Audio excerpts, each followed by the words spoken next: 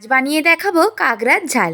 প্রথমে কাঁকড়াটাকে খুব ভালো করে বেছে ধুয়ে তাতে পরিমাণ মতো নুন আর হলুদ ভালো করে মাখিয়ে নেব।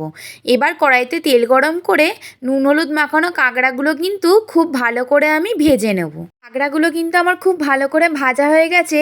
এবার কিন্তু আমরা কাঁকড়াগুলোকে তুলে নেব।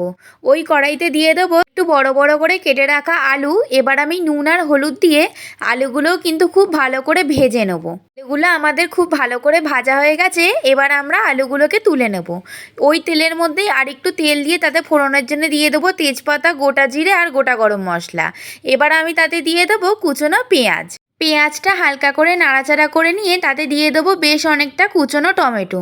সব কিছু ভালো করে ভাজা ভাজা হয়ে গেলে তাতে দিয়ে দেবো আদা রসুন আর শুকনো লঙ্কা বাটা, হলুদ গুঁড়ো, জিরে গুঁড়ো, ধনে গুঁড়ো আর অনেকটা কাশ্মীরি লঙ্কার গুঁড়ো, আর দেবো কাঁকড়ার থেকে বের করে রাখা ঘিগুলো।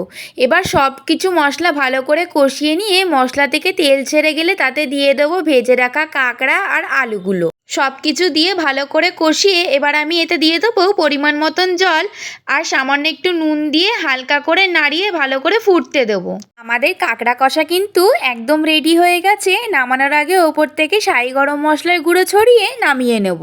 অবশ্যই কিন্তু এই রেসিপিটি তোমরা একবার বাড়িতে ট্রাই করে দেখো। ভিডিওটি ভালো লাগলে লাইক, শেয়ার এবং চ্যানেলটিকে সাবস্ক্রাইব করে দেবে।